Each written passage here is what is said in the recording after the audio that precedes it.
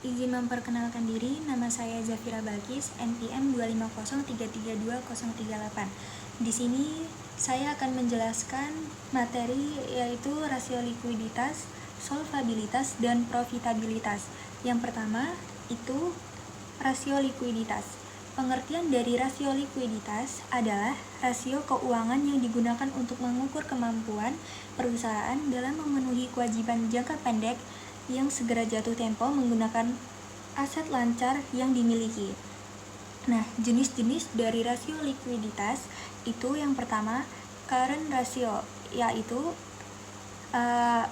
mengukur kemampuan aset lancar dalam menutup utang lancar. Yang kedua, quick ratio, rasio cepat adalah mengukur kemampuan perusahaan melunasi kewajiban jangka pendek tanpa mengandalkan persediaan. Dan yang ketiga yaitu cash ratio, yaitu mengukur kemampuan perusahaan membayar utang jangka pendek dengan kas dan setara kas. Tujuan dari rasio likuiditas yang pertama, menilai kemampuan perusahaan memenuhi kewajiban jangka pendek. Yang kedua, mengukur tingkat keamanan kreditor. Dan yang ketiga, menilai efisiensi pengolahan aset lancar. Selanjutnya, rasio solvabilitas.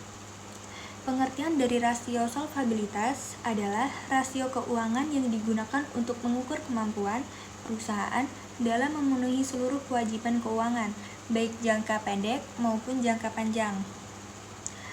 Jenis-jenis rasio solvabilitas yang pertama, debt to asset ratio atau DAR, yaitu mengukur perbandingan antara total utang dan total aset. Yang kedua, debt to equity ratio atau DER adalah mengukur perbandingan antara total utang dan modal sendiri. Dan yang ketiga, long term debt to equity ratio, yaitu mengukur kemampuan modal sendiri dalam menjamin utang jangka panjang.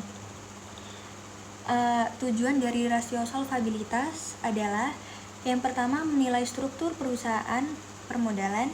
Yang kedua, mengukur tingkat resiko keuangan. Nah, yang ketiga yaitu menentukan kemampuan perusahaan dalam jangka panjang.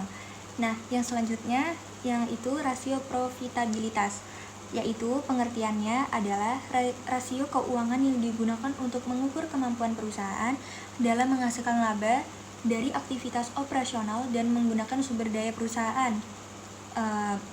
Jenis-jenis rasio profitabilitas adalah yang pertama, net profit margin atau NPM adalah mengukur persentase laba bersih terhadap penjualan. Yang kedua, gross profit margin GPM adalah mengukur efisiensi produksi dan penjualan.